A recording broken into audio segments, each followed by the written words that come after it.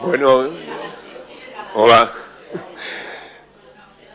Os hablaré en 2 o 3 minutos máximo de las conclusiones del encuentro número 1, que era sobre el trabajo en equipo en atención primaria. Comentar 2 aspectos que salieron en la reunión. Uno, la necesidad de diferenciar lo que es el trabajo en grupo de lo que es el trabajo en verdaderos equipos de atención primaria. Y el segundo aspecto, que también se comentó inicialmente, es el problema que significa para poder constituir verdaderos equipos de trabajo en atención primaria en España el mecanismo que tenemos de acceso a los puestos de trabajo a través de los concursos de oposición que no permiten la interacción o la intervención de las entidades ni las personas responsables locales en la selección de las personas. A lo largo de la mesa intervino en primer lugar la doctora Marina de la Infanta Pérez, que nos expuso elementos interesantes acerca de la evolución de la historia, entre comillas, la historia natural de un equipo de atención primaria, la complejidad y diversidad de las relaciones entre los distintos profesionales y cómo este hecho ha influido sobre la trayectoria de los equipos. Comentó también la necesidad de valorar adecuadamente la importancia del liderazgo en el seno de los equipos de atención primaria y estableció 3 elementos clave para el progreso del trabajo en equipo, que eran la motivación y el compromiso de los distintos profesionales que lo integran, la necesidad de que esas relaciones se establezcan en un marco de absoluto respeto acerca de las posibles diferencias que puede haber entre unos y otros y en un marco también de potenciación de la comunicación. La intervención de Rubén Roberto Cebre Costamayo, que nos habló sobre el tema de la gestión en el campo de la atención primaria, comentó aspectos relacionados con la evolución tecnológica que no se ha visto acompañada de una evolución similar en el ámbito de la gestión, como tampoco lo ha hecho esta evolución la necesaria profundización en cambios en la organización del trabajo en los centros y equipos. La necesidad, comentó la necesidad de reconsiderar las competencias de los profesionales de los equipos, también a partir de esta instauración de las nuevas tecnologías. Hizo hincapié también en la necesidad de encontrar nuevas fórmulas para incentivar el trabajo en el seno de los equipos y en que también, y a raíz en relación con las tecnologías, la necesidad de rediseñar las propias dinámicas de organización y asistenciales fuera de las, entre comillas, clásicas consultas. Y en la tercera intervención en este encuentro fue del doctor Josep Vidal Abadall, que se ocupó de describirnos de manera, yo creo que muy adecuada y pormenorizada, el progreso de las nuevas tecnologías como herramientas de ayuda, no como herramientas definitorias de los procesos de atención, sino como de ayuda para estos procesos de atención. Habló sobre el papel de la inteligencia artificial como elemento emergente, un elemento emergente que al final y dentro de muy poco acabará siendo de uso obligado por todos los profesionales. Y también comentó la necesidad de que la inteligencia artificial y el resto de las tecnologías liberen de tiempo a los profesionales para que estos profesionales de los equipos se puedan dedicar también a potenciar el otro elemento clave que tiene que estar equilibrado con las nuevas tecnologías, que es el elemento humano de interacción, de relación con los pacientes. También comentó la necesidad de que estuviéramos vigilantes acerca de la validación correcta de los algoritmos por los que se rigen las decisiones o que nos inducen las decisiones estas nuevas tecnologías y también estar atentos a los posibles peligros en relación con el sobrediagnóstico y el sobretratamiento en el caso de que no se contextualicen de una manera adecuada y desde una perspectiva local las decisiones emanadas de los algoritmos por ejemplo, de inteligencia artificial. En definitiva, también comentó, para finalizar, la necesidad de ser muy cuidadosos en mantener un equilibrio suficiente entre estas nuevas tecnologías y la interacción, el contacto humano entre el profesional y el paciente. Nada más. Muchas gracias. Bien, ahora el encuentro 2, que es la publicidad sanitaria. Doctora Solórzano. Bueno, el encuentro sobre publicidad sanitaria resultó muy interesante y participativo porque los diferentes colegios que estábamos presentes pusimos ejemplos de los problemas que habíamos tenido con la publicidad sanitaria. A pesar de lo antigua y obsoleta que es la ley que existe, pues bueno, está vigente, y lo que es muy importante es que tenemos un código deontológico actualizado del 2022 que habla muy claramente en 2 capítulos sobre este tema, la publicidad sanitaria. Como conclusiones, para los médicos es muy importante estar informados y asesorados en la publicidad de sus servicios para que cumpla la normativa legal y deontológica que se nos aplica. Recordarles que pueden contar con el apoyo de los servicios jurídicos de sus colegios oficiales de médicos, que cómo y qué se debe hacer en publicidad de los servicios sanitarios es especialmente importante para los médicos emprendedores, sobre todo en la medicina privada por cuenta propia. El seguro de responsabilidad civil profesional puede no cubrir el riesgo de no hacer una publicidad adecuada.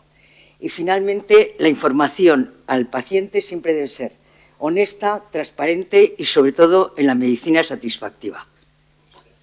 Vale. Pues era una diapositiva bien bonita. Sí. Bien, pasamos al tercer encuentro, que era formación en valores. La doctora Esquerda.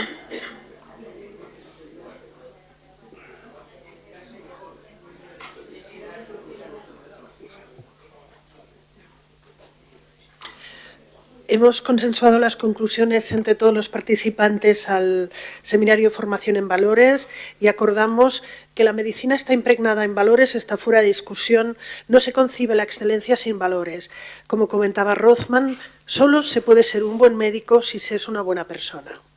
El reto no es tanto en definir qué valores conforman el corpus profesional, en el que habría mayoritariamente un acuerdo, sino en el cómo se incorporan y mantienen los valores durante el continuo formativo y la socialización médica, potenciando los valores que creemos que ya llevan incorporadas gran parte de los estudiantes que llegan al grado, evitando que estos se pierdan y garantizando la consolidación de los mismos, fomentando la ilusión. Hablábamos más de ilusión que de vocación a ser médicos. Es importantísimo reconocer la trascendencia del currículum oculto, el ejemplo y los contextos sanitarios en este continuo formativo. Tutores clínicos y también profesorado tienen una función primordial durante el grado y después en la formación especializada en garantizarlo. La formación reglada en valores es una asignatura pendiente a lo largo de todo el continuo formativo. Tenemos ya evidencia que existen diferentes metodologías que pueden influir en la enseñanza en valores de forma explícita.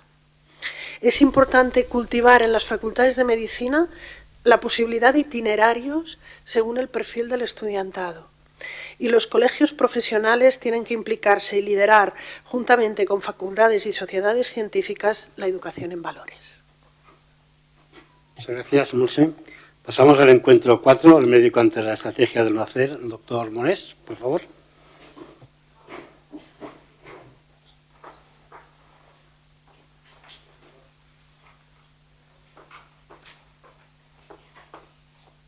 ¿Qué es el no hacer, ¿no?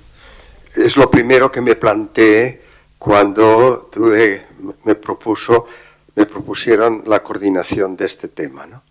El no hacer es relativamente reciente, es decir, hace 10 años que la Sociedad Americana de Medicina Interna publicó un artículo que al final tituló Do, Not Do, que lo hemos traducido al español, el no hacer. El no hacer quiere decir todo aquello que tenemos que evitar porque no hay una demostración inequívoca de su eficacia o de su muy mala relación riesgo-beneficio para compararla con aquellas cosas que son eficaces con un riesgo-beneficio muy bueno. Y hay que saber decir al paciente que aquello que nos demanda porque no está demostrado no lo debemos hacer éticamente. El doctor Javier García de los Ríos, de García Alegría, ha sacado una palabra que me ha entusiasmado. y es asterinopatía, asteriscopatía, que son aquellos asteriscos que con una desviación pequeñísima crean problemas extraordinarios en los pacientes. Y esto tenemos, y al médico se le exige tratar asteriscopatía. Es la primera vez que lo oigo, pero me ha encantado. Y hay que saber decir que no. El Ministerio de Sanidad español en el 2013 instó a las sociedades científicas a instruir unas recomendaciones del no hacer. No solamente las guías de lo que hay que hacer, sino incluir el no hacer también, pero sin exagerar. De tal manera, en este momento tenemos entre todas las sociedades científicas 6.500 recomendaciones de no hacer. Esto no arregla nada. Y entonces lo que propusimos, y Arcadia además nos estimuló, a intentar que las 4 o 5 sociedades científicas, empezar por aquí, quiero decir, más numerosas en cuanto a actividad, en cuanto a profesionales, etcétera, propusiéramos realmente las 5 principales recomendaciones de no hacer para empezar con este término e intentar pasarlo de esta manera y que nuestros colegas de estas sociedades tuvieran en cuenta estas 5 recomendaciones. Porque es que si no, casi será superada por éxito y llegaríamos al fracaso, ¿no? Por lo tanto, recordar que tenemos que hacer recomendaciones de lo que hay que hacer, pero también de lo que no hay que hacer. Y pensar que hay asteriscopatías. Gracias. Bien. Pasamos al encuentro 5, la atención médica a los menores en edad trans. Montse, otra vez. ¿Repites? En este caso vengo en sustitución del doctor Rogelio Altisent, que se disculpa que ha tenido que marchar, y consensuamos igualmente toda la mesa en las conclusiones finales. Ha habido diferentes modelos de abordaje de las personas transexuales. Actualmente el modelo que es en cierta manera el modelo Princeps es el modelo de atención afirmativa de género en un contexto de despatologización de la transexualidad, que el profesor Lobo apuntó que es más bien una despsicopatologización, porque no es que haya desaparecido del CIE-10, sino que se ha trasladado del ámbito de la salud mental al ámbito de la salud sexual reproductiva. De este fenómeno trans diferenciamos lo que es un fenómeno diferenciado como tal, la disforia de género en menores, que ha experimentado en los últimos años un marcado incremento y demanda de atención en países occidentales, incluidos el nuestro. Este incremento presenta, y hay evidencia de ello, un perfil diferenciado del perfil clásico de persona con disforia de género, con predominio de adolescentes femeninas, FTM, female to male, chicas, sin historia previa de incongruencia de género y con frecuencia con comorbilidades psiquiátricas, entre ellas, por ejemplo, el autismo. Hay diversa y muy diversa bibliografía. Sí, intentamos con el doctor Lobo analizar la bibliografía que existe y es prácticamente imposible. Comentábamos, necesitaríamos equipos especializados que nos pudieran analizar la bibliografía publicada en los grandes repositorios estos últimos años, porque es muy complejo de analizar, pero sí que hay bastante bibliografía y muy contradictoria sobre cuál debería ser el mejor abordaje de los niños con disforia de género, principalmente con relación a 3 temas que son los bloqueadores puberales, el tratamiento hormonal y posteriormente las cirugías. La evidencia de estas intervenciones es baja o muy baja. Debe tenerse en cuenta que los fármacos utilizados tanto para bloqueadores puberales como tratamientos hormonales son fármacos off-label, fuera de registro, y deben entenderse como tal. Y aparte de que la evidencia de su capacidad de intervenir en el problema que genera la disforia es baja, no existe o existe muy mínimos estudios sobre sus efectos secundarios a largo plazo. Por ello, pensamos que respecto a aspectos éticos y deontológicos en la atención a menores con disforia de género, debemos garantizar en todo caso la información y el consentimiento informado de forma muy exhaustiva. Nos lo han comentado antes pero en este ámbito debe asegurarse y mucho todo este tema, con una valoración muy cuidadosa de riesgos-beneficios, valorar el papel de los padres y tutores legales y la competencia del menor en la toma de estas decisiones. Consideramos que esta valoración, por su especificidad, debe realizarse por parte de equipos especializados y, sobre todo, multidisciplinares. Muchas gracias. Y para acabar con los encuentros, el sexto, la seguridad clínica del paciente. Elena.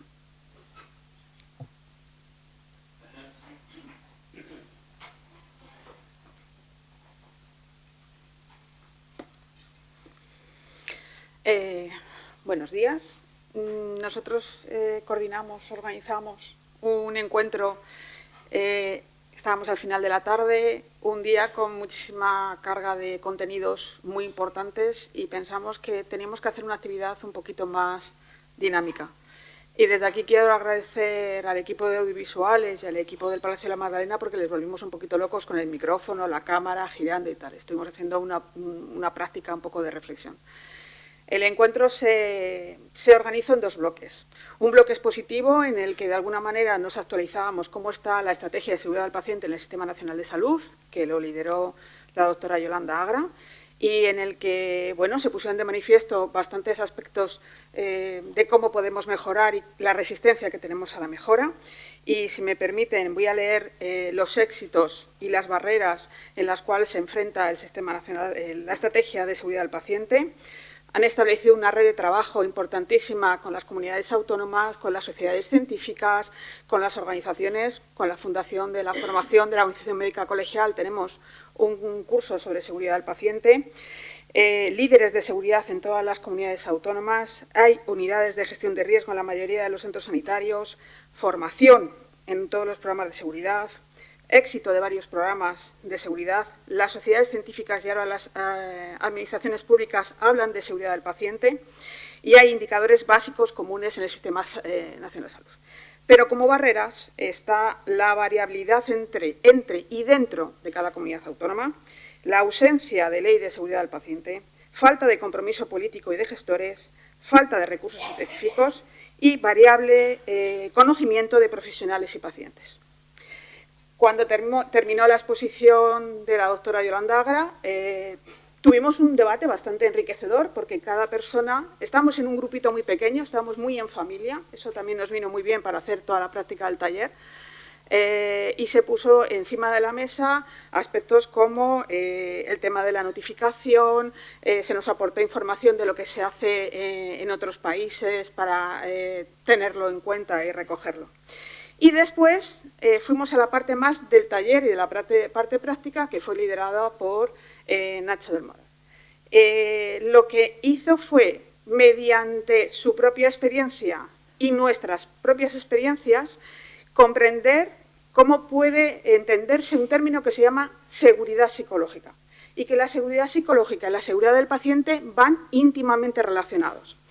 La seguridad psicológica es un término que se fraguó en el 1999 por Amy Edmondson y voy a leer lo que implica. Es un sentimiento individual y compartido de que puedo expresar mis ideas, desafiar las creencias de mis compañeros, preguntar y admitir mis errores sin ningún temor a ser juzgado, culpado o ridiculizado. Describe un clima de equipo caracterizado por la confianza interpersonal y el respeto mutuo en el que las personas se sienten cómodas siendo ellas mismas.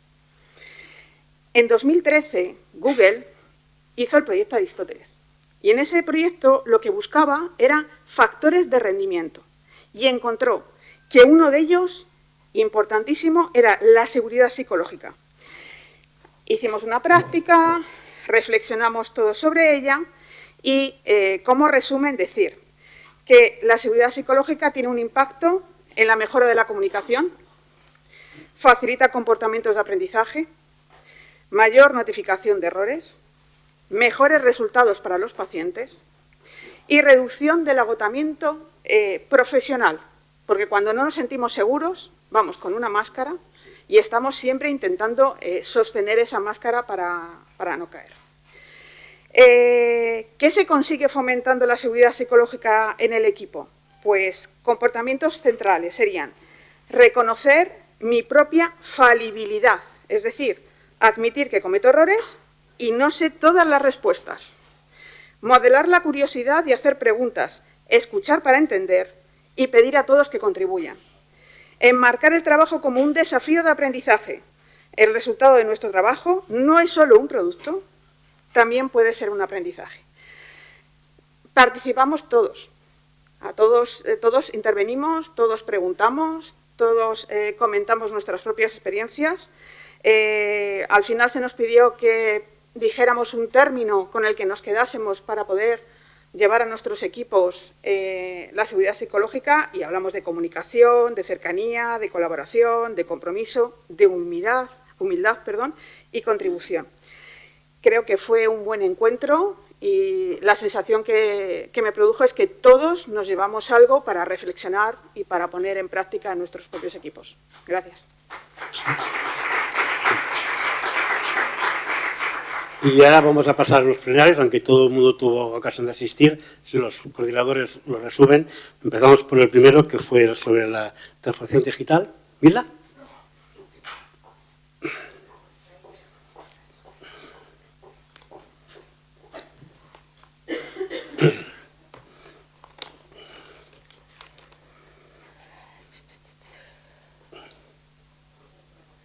Sí, está así. Vale.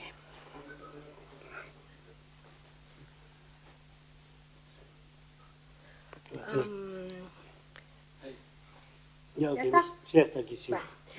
Vale. Yo voy a presentarlo de la forma que he unido un poco las presentaciones y la discusión, porque había realmente un gran consenso entre todas las cosas. Entonces, lo he resumido en unos puntos que he creído que eran lo más importantes. Ahí tienen los 4 títulos de las 4 presentaciones, que, aunque tenían un enfoque particular relacionado con el título, al final todas convergían en distintas situaciones. Vale. Entonces, lo primero era que se acordó que había que distinguir entre las herramientas digitales y sus aplicaciones, porque muchas veces parece que las herramientas digitales son el objetivo per se, sino que aquí se trataba de que la salud digital es la utilización de esas herramientas y sus aplicaciones para mejorar el conjunto de la sanidad, la información, la atención a los pacientes o la administración. Se habló bastante de la inteligencia artificial, que ha tenido una explosión global realmente en el último año y que es un proceso que implica un cambio global, disruptivo, exponencial e imparable, que va a forzar a las organizaciones y a los profesionales a incorporarla a su práctica diaria en un tiempo récord, probablemente. Por otro lado, se habló bastante de los reglamentos, de las propuestas de reglamento de la Unión Europea para regular tanto la inteligencia artificial como crear lo que llaman el espacio europeo de datos sanitarios. Respecto a la inteligencia artificial, la tengo ahí, no regula la aplicabilidad de la sino regula por defecto, es decir, por errores, sobre todo de lo que podíamos llamar la máquina, y culpabiliza, digamos, de esos errores no tanto al médico que la va a usar en este caso, sino a los productores o a los diseñadores o a quien influya más en el proceso de fabricación. El espacio europeo de datos sanitarios tiene muchos puntos que chocan con la legislación, tanto de la propia Unión Europea, la legislación anterior, sobre todo en términos de derechos de los pacientes, consentimiento informado, etcétera, y con las leyes nacionales, porque su objetivo es que haya una armonización de datos, tanto nacionales como internacionales, es decir, fundamentalmente esos datos se van a sacar de las historias clínicas electrónicas, que aseguren la interoperabilidad de los sistemas y la transnacionalidad. Es lo que realmente le interesa a la Unión Europea, el uso de esos datos para desarrollo tanto de investigación como de lo que ellos llaman productos sanitarios, es decir, producción de diversos aparatos. De hecho, elimina el consentimiento informado que existe previamente en la Unión Europea para la utilización de esos datos de usos secundarios. Es decir, el paciente firmará un consentimiento informado en el hospital o en el médico y esos datos contarán, pero una vez que esos datos pasan al hospital, el hospital ya no necesita un registro de que autoriza que estos datos sean usados a nivel transnacional por cualquier otro país.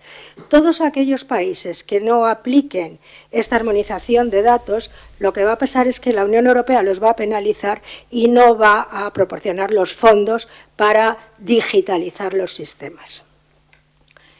Obliga la propuesta, digo que es una propuesta que está muy en discusión y tiene muchas controversias en los países, obliga a integrar todos los datos, tanto clínicos, físicos, analíticos, medioambientales de los pacientes, para tener una información completa. La idea es que si se anonimizan los datos, no puedes comparar o asegurar que unos datos tienen relación con otros. Por lo tanto, lo que quieren es que las historias clínicas el acceso a la historia clínica sea completo y, por lo tanto, que estén completos los datos ahí, tanto para mejorar, yo creo que es más para la segunda opción, que es para innovación y desarrollo industrial, que para mejorar lo que es la atención al paciente, lo que hemos llamado medicina personalizada de precisión, con las discusiones de las 3 a 6 P's, las que sean, ¿no? Existe una necesidad, y eso había un acuerdo en todas las ponencias y en todas las discusiones, de formar profesionales actuales y futuros en salud digital, incluyendo competencias en grado, es decir, en las facultades de medicina, en posgrado, en especialidades y continuada, para poder abordar los retos que se van a plantear las nuevas tecnologías y que plantea ya la salud digital. Esto requiere además definir cuáles son estas nuevas materias o nuevas competencias que se discutieron allí, pero que no las voy a poner por un problema de tiempo.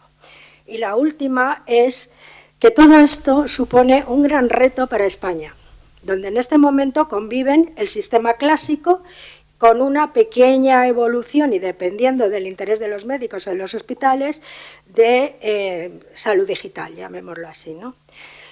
Salió mucho también que hay 18 sistemas sanitarios en España que tendrán y que tienen que introducir la salud digital por obligación en cuanto se apruebe ese reglamento. De momento es una propuesta. Y todos ellos van a tener que armonizar sus datos en una base de datos nacional, porque la Unión Europea no funciona como en comunidades autónomas, funciona con bases nacionales. Y para eso tiene que facilitar el uso de estos datos a nivel transnacional. Todos los países van a tener que hacer lo mismo para que toda la información sea compatible y aglomerable.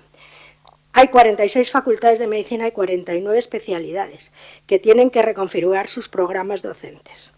Y lo último es que los colegios de médicos tendrán que ofrecer programas de formación en salud digital y revisar sus normativas de responsabilidad del médico y de la relación médico-paciente para adaptarse a las nuevas normativas europeas.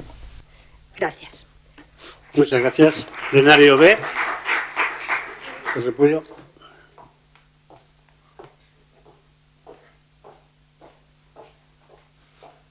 Muchas gracias. Voy a ser súper rápido porque fue una mesa larga, pero la mayoría de vosotros estaban presentes. Buscábamos en el plenario segundo explorar las posibilidades de un pacto de Estado. Enrique Castellón nos puso al tanto de los antecedentes de esta larga historia, de distintos intentos y también de cómo se han frustrado muchas iniciativas para alcanzar ese gran acuerdo. Y analizaba las barreras, los problemas que podían existir. yo me he fijado sobre todo en el concepto de voluntad política y de la importancia de que los procesos de reforma no sean ideas sectoriales, sino que sean de alguna manera defendidas o amparadas por el conjunto de los gobiernos. Él ponía el ejemplo de alguna reforma como la británica, que la presidencia, el primer ministro, estuvo directamente involucrado.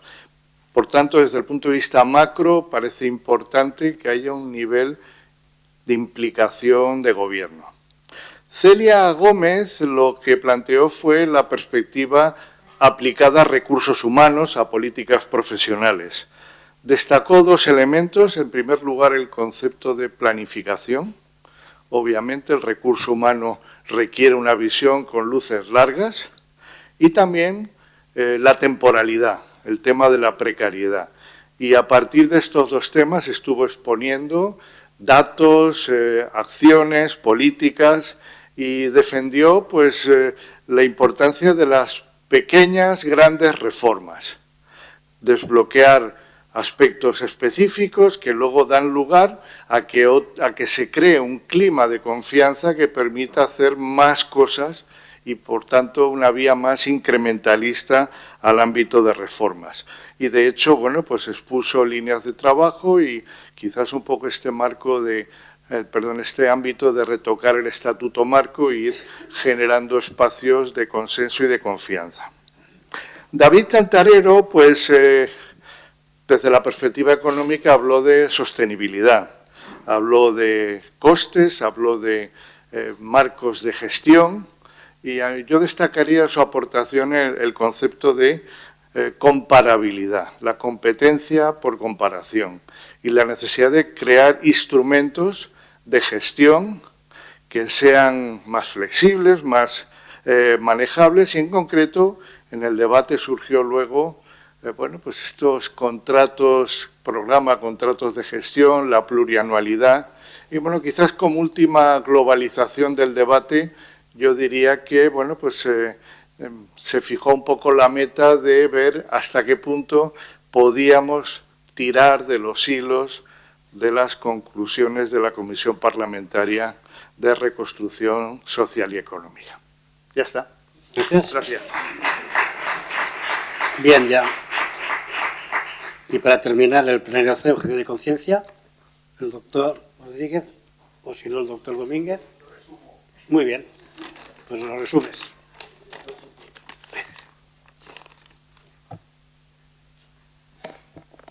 Bueno, me queda un minuto, porque es a las 2 cuando tenemos que terminar, ¿verdad? Bueno, básicamente de la objeción de conciencia se ha analizado inicialmente el hecho de en qué está sustentada la objeción de conciencia, es decir, no es un concepto utilitarista, caprichoso de los médicos, sino que es algo que está sustentado en la historia de la libertad de conciencia que surge fundamentalmente hace 4 siglos y a partir de ahí esa es la fuente de la que realmente se nutre la objeción de conciencia, ¿no? Y que por tanto es algo que se deriva del desarrollo de las leyes. No existiría objeción de conciencia si no hubiera un mandato normativo, un mandato jurídico, es decir, y por tanto es una reacción a algunos, no digamos que solamente la objeción de conciencia es excepcional, a algunos mandatos jurídicos y en este caso, pues en nuestro contexto jurídico es a la ley de la objeción de conciencia, a la eutanasia, a la ley de la eutanasia, no a la eutanasia, y al aborto, a la ley del aborto española. Es decir, básicamente son puntos discrepantes entre lo que es la conducta ética y deontológica y el marco jurídico, en este caso español. También se habló, y yo creo que es importante el diferenciar distintos conceptos que a veces se confunden de objeción de conciencia. Se ha separado la objeción de conciencia de la objeción de ciencia, que es significativamente importante, la pseudo-objeción, la criptoobjeción, y algo que también está dando lugar a mucha confusión, sobre todo en el tema de la LORE, es el tema de la objeción sobrevenida, entendida como lo que es lo contrario, como la objeción revertida, es decir, no es la objeción paciente a paciente, sino la objeción revertida a alguien que ha revertido su concepto de opinión sobre la objeción de conciencia. Y luego, posteriormente, pues se habló fundamentalmente de la necesidad o no de que hubiera una ley de conciencia, una ley de objeción de conciencia, no solamente solamente digamos, ley a ley, sino la utilidad que pudiera tener y cuál era el marco genérico en que nos movíamos. Y efectivamente, bueno, tanto en la presentación como en la discusión, que yo creo que ha sido bastante enriquecedora, quedó claro lo difícil que sería que tuviéramos en España una ley de objeción de conciencia sanitaria, porque sería difícilmente aplicable, aunque sí, evidentemente, la libertad de conciencia sí debe estar fomentada, ¿no? Pero, como tanto parece, circunstancialmente estamos hablando de lo que es a día de hoy, septiembre de 2023, pues parece que la ley de objeción de conciencia no sería estrictamente necesaria, la ley de objeción de conciencia sanitaria, como conclusión. Y por último, también se ha hecho un repaso de lo que es el marco internacional, el tema de la objeción de conciencia en general, pues había significativas discrepancias en todos los aspectos en el marco normativo en Europa, y que, bueno, efectivamente, actualmente, pues bueno, creo que básicamente en España las dos leyes más conflictivas o más discrepantes en valores, pues sí, realmente pues está solventado. Se ha mencionado el registro de objetores un poco por encima, ¿no? Y que, bueno, realmente está funcionando, por lo menos en la LORE, y luego ya veremos en el desarrollo de la ley del aborto, que quedarán meses para ver cómo se desarrolla, porque en la primera fase de la ley de plazo realmente no llegó a funcionar ese registro de objetores, excepto excepcionalmente. Y por último, también un poco de la dificultad de implementación de lo que es aquella objeción de conciencia contra ley, es decir, aquellas circunstancias clínicas en las que no, la objeción de conciencia para la cual no está descrita, pues, por ejemplo, para la transfusión, para la cirugía sin sangre, por ejemplo, para la donación en asistolia, que en los servicios clínicos existen objetores, ¿no? Y cómo realmente se está implementando unos registros privados, por supuesto, en los servicios y a nivel que llegan a nivel de los cargos intermedios y a nivel de los directores de área de gestión, para que realmente pueda ser eficaz el desarrollo de la implementación del derecho que se deriva del ciudadano a transfundirse sin sangre, y el derecho del ciudadano también pues a otro tipo de técnicas como la donación en asistolia, etcétera. Quiero decir, creo sinceramente que ha acabado en un sentido positivo, creo que hemos conceptualizado y sobre todo hemos bajado del concepto a la definición, que me parece eso fundamental, porque solamente cuando tenemos definición podemos implementar realmente esos registros y desarrollar tanto los registros y el derecho del objetor como el derecho del ciudadano a que la ley se cumpla. Y eso creo yo que será lo más importante, que ha sido lo más importante de este plenario. Muchas gracias.